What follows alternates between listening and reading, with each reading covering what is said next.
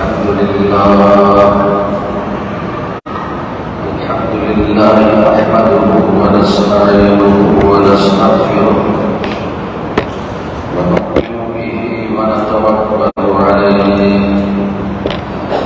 ونعوذ بالله من شرور أنفسنا ومن سيئات أعمالنا من يهده الله فلا مضل له ومن يضلل فلا هادي له ونشهد أن لا إله إلا الله وحده لا شريك له ونشهد أن سيدنا ومولانا محمدا عبده ورسوله أما بعد فأعوذ بالله من الشيطان الرجيم بسم الله الرحمن الرحيم يا أيها الذين آمنوا ادخلوا في السلم كافة ولا تتبعوا خطوات الشيطان إنه لكم عدو مبين صدق الله العظيم اللهم صل على محمد وعلى آل محمد كما صليت على إبراهيم وعلى آل إبراهيم إنك حميد مجيد قابل احترام سامعین گرامی قدر، سورۃ البقرہ کی ایک آیت کی تلاوت آپ کے سامنے کی ہے۔ اللہ جل شانہ اپنے ایمان والے بندوں سے فرماتے ہیں، اے ایمان والو، اسلام میں پورے کے پورے داخل ہو جاؤ اور شیطان کی پیروی مت کرو، بے شک وہ تمہارے لیے کھلا دشمن ہے۔ پورے کے پورے اسلام میں داخل ہونے کا کیا مطلب ہے؟ اس کا یہ مطلب بھی ہے کہ اسلام کے جتنے احکامات ہیں ان سب پر عمل کرو، ان کو مان لو، اور یہ مطلب بھی ہے کہ تم سر سے لے کر پیروں تک اپنی پوری زندگی اسلام کے تابع بنا دو۔ اسلام کیا ہے اور ہم نے اسلام کو کیا سمجھا ہے؟ دین اسلام کے کل 5 شعبے ہیں، جن میں سے ایک شعبے کا تعلق حکمرانوں سے ہے،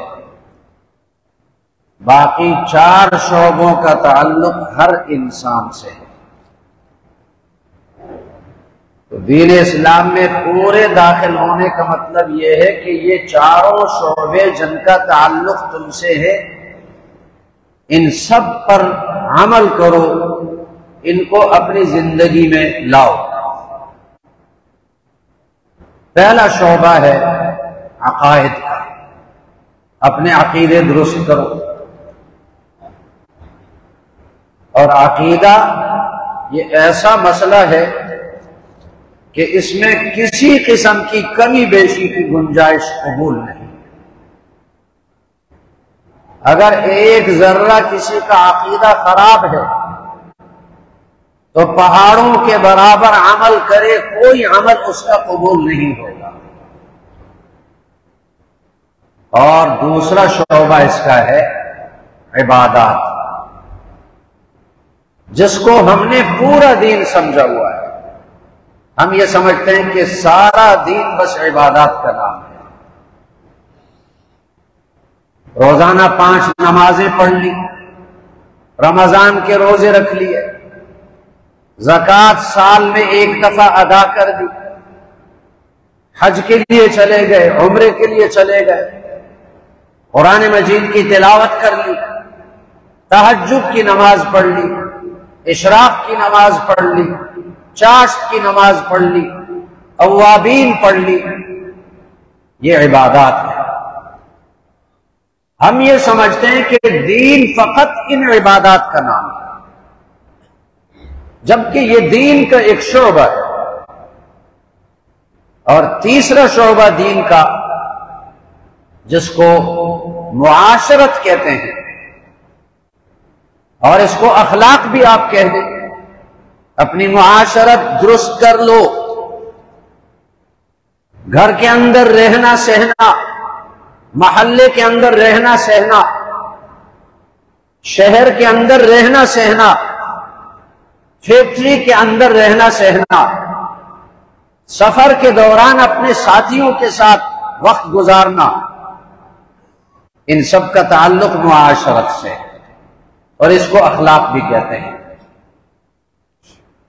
یہ دین کا مستقل شعبہ ہے، اور اس میں اللہ کے احکامات ہیں، اور اس میں رسول اللہ صلی اللہ علیہ وسلم کی سنتیں اور طریقے ہمارے سامنے موجود ہیں۔ اور چوتھا شعبہ ہے معاملات کا۔ معاملات کو بھی دین کے مطابق بناؤ، صرف عبادات سے کام نہیں چلے گا۔ آج ہماری کم قسمتی یہ ہے کہ ہم اپنے معاملات کو درست نہیں کرتے، اور نمازوں اور روزوں کی خوب پابندی کرتے ہیں، اور اسی پر زیادہ زور دیتے ہیں، معاملات درست نہیں کرتے۔ معاملات کیا ہیں؟ خرید و فروخت کے معاملات بھی ہیں، ملازمت مزدوری کے معاملات بھی ہیں، مالک نوکر کے درمیان معاملات بھی ہیں، اجارے کا لین دین بھی ہے، قرض دینے لینے کے معاملات بھی ہیں، نکاح کے معاملات ہیں، طلاق کے معاملات ہیں۔ تو یہ مستقل شعبہ ہے دین کا، اور اس کے متعلق قرآن اور حدیث میں احکامات ہیں۔ اس پر بھی اتنا ہی عمل کرنا ضروری ہے جتنا کہ عبادات پر عمل کرنا ضروری ہے۔ جتنا عبادات پر عمل کرنا ضروری ہے، اتنا ہی اپنے معاملات کو شریعت کے مطابق بنانا بھی ضروری ہے۔ اس کی طرف ہم توجہ نہیں دیتے، زیادہ زور عبادات پہ لگایا جاتا ہے۔ نبی کریم صلی اللہ علیہ وسلم نے معاملات کی تعلیم دی، آپس میں کیسے معاملات اختیار کیے جائیں۔ حضرت عمر رضی اللہ عنہ اپنے زمانے خلافت میں بازار میں گشت کرتے تھے، دیکھتے تھے کہ لوگوں کے معاملات کیسے ہیں، اور اگر کوئی نیا شخص نئی دکان کھولتا، اس سے پہلے پوچھتے کہ تم نے خرید و فروخت کے احکامات سیکھے ہیں یا نہیں، مسائل سیکھے ہیں یا نہیں۔ اگر نہیں سیکھے ہوتے اس کو حکم دیتے کہ دکان بند کرو، پہلے اس کے احکامات سیکھو۔ حضرت عمر رضی اللہ عنہ کے زمانے خلافت میں ایک مقدمہ حضرت عمر کی عدالت میں پیش ہوا، دونوں فریق آئے، مدعی مدعا علیہ، اور ظاہر ہے کہ شریعت کا حکم ہے کہ مدعی کے پاس 2 گواہ ہونے چاہیے، اور اگر مدعی کے پاس گواہ ہیں اور انہوں نے گواہی دی تو مدعی کے حق میں فیصلہ ہو جائے گا۔ اگر مدعی کے پاس گواہ نہیں تو جو مدعا علیہ دوسرا فریق ہے اس سے قسم لی جائے گی، اگر اس نے قسم کھا لی تو اس کے مطابق فیصلہ ہو جائے گا۔ شریعت میں وکیل شکیل نہیں ہے۔ ہاں، اگر کوئی آدمی بیمار ہے، معذور ہے، بول نہیں سکتا، وہ اپنے لیے کسی کو وکیل بنا دے، لیکن اختیاری طور پر جس کو بولنے کی طاقت ہے، قاضی کے سامنے جانے کی طاقت ہے، وہاں وکیل نہیں ہے۔ اور پھر جب مدعی نے 2 گواہ پیش کیے تو ان گواہوں کی تعدیل بھی ضروری ہے۔ تعدیل کا کیا مطلب؟ ان گواہوں کے حالات معلوم کیے جائیں کہ یہ کس قسم کے گواہ ہیں، فاسق تو نہیں۔ فاسق کا معنی کھلے عام نافرمانی کرنے والا، فاسق ہے تو اس کی گواہی قبول نہیں ہوگی۔ تو 2 گواہ پیش کیے مدعی نے۔ حضرت عمر رضی اللہ عنہ ایک گواہ کو جانتے تھے، دوسرے گواہ کو نہیں جانتے تھے۔ لوگوں سے پوچھا اس دوسرے گواہ کو تم میں سے کون جانتا ہے، پتہ چلے کس قسم کا آدمی ہے، ہر ایک کی گواہی قبول نہیں ہوگی۔ تو سارے خاموش ہو گئے۔ ایک آدمی کہنے لگا کہ میں اس کو جانتا ہوں۔ حضرت عمر رضی اللہ عنہ نے اس سے پوچھا تم کیسے جانتے ہو، تم نے اس کے ساتھ معاملات کیے ہیں، لین دین کے معاملات کیے ہیں؟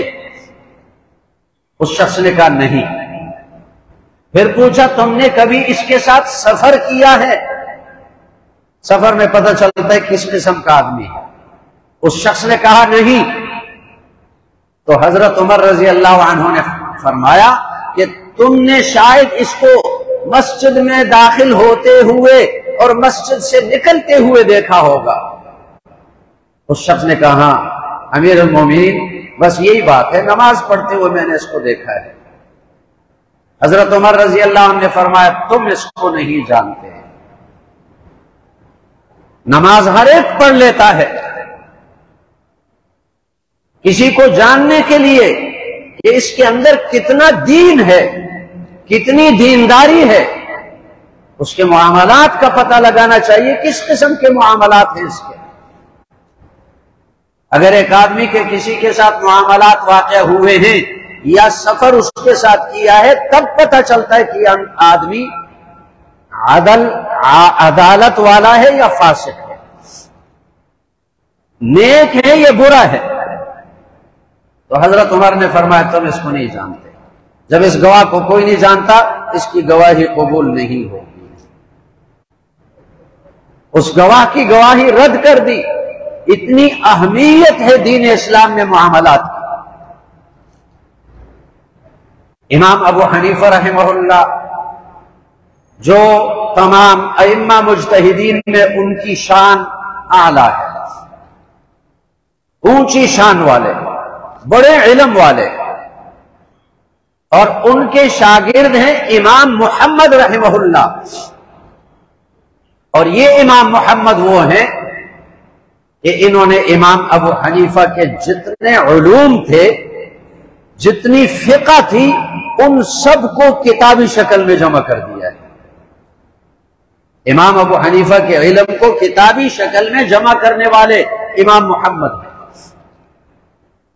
تو امام محمد سے کسی نے پوچھا، اس زمانے عباسی خلفاء کا زمانہ تھا اور لوگوں میں دنیا کی محبت زیادہ ہو چکی تھی، تو کسی نے ان سے عرض کیا کہ آپ کتاب الزہد لکھیں۔ کتاب الزہد، کتاب الزہد سے مراد کیا ہے؟ کہتے ہیں نا فلاں آدمی بڑا پیر بن گیا، بڑا ولی بن گیا، بڑا بزرگ بن گیا، یہ ہے زہد۔ زہد کا معنی یہ ہے کہ دل کے اندر اللہ اور اس کے رسول کے ساتھ محبت پیدا ہو جائے اور دنیا کی محبت دل سے نکل جائے۔ یہ نہیں کہ دنیا چھوڑ دے، دنیا میں رہنا ہے، دنیا کی چیزوں سے فائدہ اٹھانا ہے، لیکن دنیا اس کے دل کے اندر نہ اتری ہو، اس کو کہتے ہیں زہد۔ ایسے شخص کو کہتے ہیں زاہد۔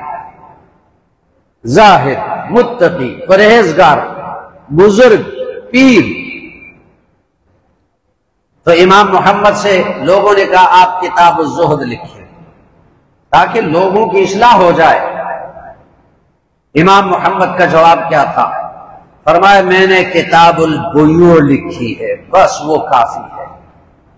بیوع کا معنی خرید و فروخت اور دوسرے جو معاملات ہیں، لین دین کے معاملات، قرض کے معاملات، ادھار لینے کے معاملات، میں نے وہ کتاب لکھی، اس میں اللہ اور اس کے رسول کے احکامات میں نے بیان کیے، اور جو اپنے معاملات اللہ اور اس کے رسول کے احکامات کے مطابق بنا دے وہی بڑا پیر ہے، بڑا بزرگ ہے، بڑا ولی ہے۔ یہی کتاب الزہد ہے۔ دین میں معاملات کو درست کرنے کی اتنی اہمیت ہے، اتنی ضرورت ہے۔ آج ہم اس سے غافل ہیں، ہم سمجھتے ہیں صرف نماز اور روزے کا اور صرف عبادات کا نام دین ہے، اور اسی پر جو ہے نا زیادہ زور لگاتے ہیں۔ معاملات کو درست کرنا دین کا مستقل شعبہ ہے۔ بخاری شریف میں ایک حدیث آتی ہے، نبی کریم صلی اللہ علیہ وسلم نے ایک واقعہ ذکر فرمایا کہ بنو اسرائیل میں سے ایک شخص تھا، تجارت کے لیے چلا گیا، اپنے شہر سے نکلا، لیکن راستے میں اس کو پیسوں کی ضرورت ہوئی، تو ایک آدمی کے بارے میں معلوم کیا کہ اس کے پاس پیسہ ہے، اس کے پاس چلے گئے اور کہا کہ مجھے 1000 دینار آپ قرضہ دے دیں۔ دینار سونے کا ہوتا ہے، 1000 دینار قرضہ دے دیں، میں تجارت کے لیے جا رہا ہوں اور مدت مقرر کر لی کہ اتنے عرصے کے بعد تمہیں یہ قرض واپس دوں گا۔ اس شخص نے کہا کوئی گواہ تو لاؤ نا، گواہوں کے سامنے، معاملات گواہوں کے سامنے کرنے چاہیے۔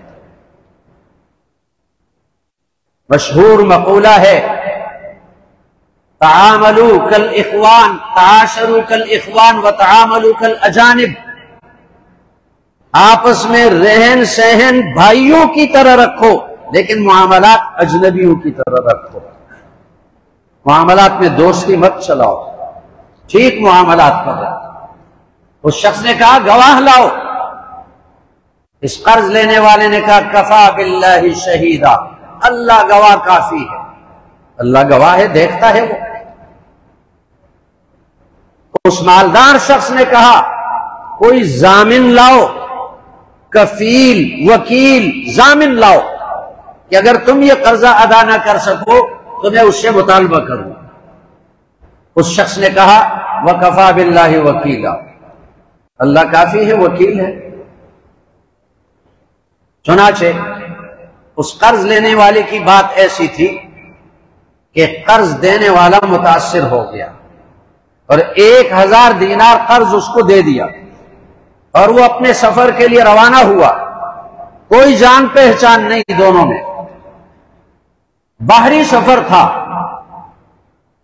سمندر میں سفر کیا اور اپنی تجارت کی اور پیسہ کمایا، اور جب قرض واپس کرنے کی مدت پوری ہوئی تو سمندر کے کنارے پر آیا کشتی تلاش کرنے کے لیے، تاکہ کشتی میں سوار ہو کر پار ہو جاؤں اور اس کو یہ قرضہ ادا کر دوں۔ لیکن ان دنوں میں کوئی طوفانی ہوا چل گئی تھی اور طوفان کی وجہ سے کشتیاں ساری کنارے پر لگ گئی تھی، کوئی کشتی اس کو نہیں ملی، پریشان ہے کہ میں قرض کیسے ادا کروں گا۔ آج ہمارے ہاں اگر کسی کو قرض دیا جائے تو قرض دینے والا اس کی منتیں کرتا ہے، خدا کے لیے قرض دے دو، واپس دے دو۔ اپنے آپ کو قرض وصول کرنے کے لیے ذلیل کرنا پڑتا ہے۔ جب کشتی نہ ملی تو چونکہ معاملہ اس کا اللہ کے ساتھ تھا، ایک لکڑی لی، یہ حدیث میں واقعہ ہے، بخاری شریف کے حدیث میں، ایک لکڑی لی، اس کے اندر سوراخ کیا، اس کو کھودا اور اس کے اندر 1000 دینار رکھے اور ایک پرچہ اس کے اوپر لکھ کر رکھا کہ میں فلاں آدمی ہوں، آپ سے میں نے 1000 دینار لیے قرض اور اب واپس کرنا چاہتا ہوں، کشتی مجھے نہیں ملی تاکہ آپ کے پاس آ جاؤں، اور یہ آپ کے 1000 دینار میں اللہ کے سپرد کرتا ہوں، اللہ تم تک پہنچا دے۔ اور اس کے اوپر دوسری لکڑی رکھ دی اور میخ، اس میں میخیں گاڑ دی اور سمندر میں ڈال دیا۔ اللہ سے دعا مانگی، اے اللہ قرض ادا کرنے کا وقت ہے، وعدہ خلافی ہو جائے گی، بدعہدی ہو جائے گی اور دین میں نقصان آ جائے گا کہ آج تو میں نے اس کا قرض دینا ہے، نہ دوں، میرا نقصان ہے اپنا، اس کا نقصان الگ ہے، میرا بھی نقصان ہے، میں اپنے دین کو کیسے بچاؤں، اپنے دین کی میں کیسے حفاظت کروں۔ وہ لکڑی سمندر میں ڈال دی، اے اللہ تو اس کو پہنچا دے، یہ اس کا حق ہے مجھ پر، آج اس کا حق میں نے نہیں دیا، کل قیامت کے دن اپنی نیکیاں اس کو دینی پڑیں گی، وہی نمازیں جن پہ بڑے شوق سے محنت کی وہ نمازیں دینی پڑیں گی، وہ صدقے اور خیرات جو کیے، وہ تلاوت جو کی، وہ تہجد جو پڑھی، وہ تسبیح جو پڑھی، یہ اعمال کل قیامت کے دن اس کو دینے پڑیں گے حق کے بدلے،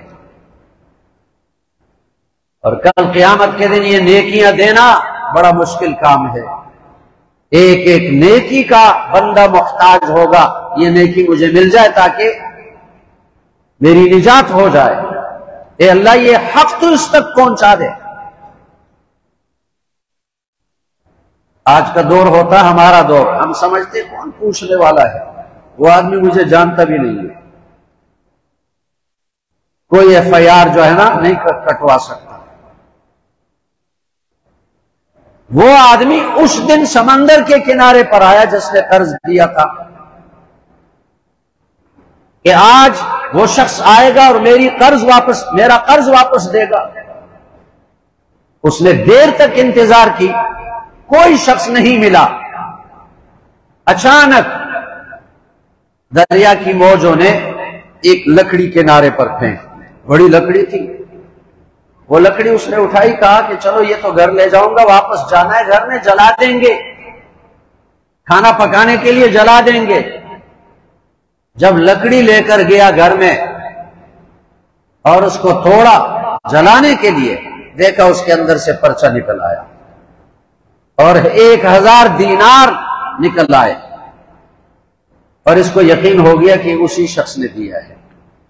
اب کیسے اللہ نے پہنچا دیا، لیکن دیا اسی شخص نے جس نے مجھ سے قرضہ لیا، اسی نے قرضہ میرا واپس کیا۔ خوش ہو گیا، اپنا قرضہ لے لیا۔ اس کے بعد کچھ دن گزر گئے اور حالات ٹھیک ہو گئے، وہ قرض لینے والا اس کو پورا اطمینان نہیں تھا کہ میں نے جو قرض لیا وہ حقدار تک پہنچا یا نہیں پہنچا۔ کشتی مل گئی اس کو، سفر کیا، اس شخص کے پاس پہنچا اور معذرت کر لی، آپ ناراض نہ ہو، قرضہ ادا کرنے میں دیر ہو گئی اور وجہ اس کی یہ ہے کہ مجھے سواری نہیں ملی، اور یہ آپ 1000 روپے لے لیں۔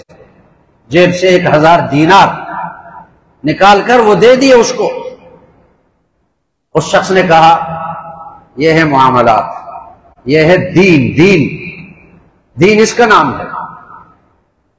ایسا نہیں کہ ہماری طرح خوش ہو جاتا ہے کہ چلو 1000 پہلے بھی مل گئے تھے، 1000 اب بھی مل جائیں گے۔ اس نے تو 1000 سمندر میں ڈالے تھے، وہ تو سمندر لے کر گیا۔ ایسا نہیں، اس نے کہا اللہ نے تیرا قرض ادا کر دیا ہے، وہ 1000 دینار مجھے پہنچ گئے، وہ خط بھی پہنچ گیا۔ قرض لینے والا پوچھنے لگا کیسے پہنچا آپ تک؟ یہ نہیں کہا کہ قرض لینے والے نے کہا کہ ہاں میں نے وہ لکڑی دریا میں ڈالی تھی، پوچھا کیسے آپ تک یہ قرض پہنچا، کس طرح اللہ نے ادا کیا؟ اس نے پورا قصہ سنایا۔ قرض دینے والے نے ایسی لکڑی سمندر نے پھینکی اور وہ مجھے مل گئی، اور اس کے اندر آپ کا خط بھی تھا اور 1000 دینار بھی تھے، تب اس قرض لینے والے نے کہا ہاں میں نے ایسا کیا۔ اب اس قرض لینے والے نے جتنا پہلے کمایا وہ تو الگ، یہ 1000 دینار اس کے نزدیک یہ تو قرض دینے والے کا حق تھا، وہ بھی اس کو مل گئے۔ جو معاملات ٹھیک کرے کبھی اللہ اس پر تنگدستی نہیں لاتا، کبھی فقر و فاقہ اللہ اس پر نہیں لاتا۔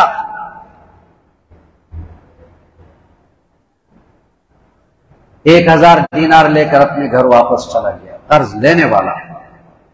نبی کریم صلی اللہ علیہ وسلم نے یہ بات بیان فرمائی اپنی امت کو سمجھانے کے لیے، اپنے معاملات ٹھیک کرو،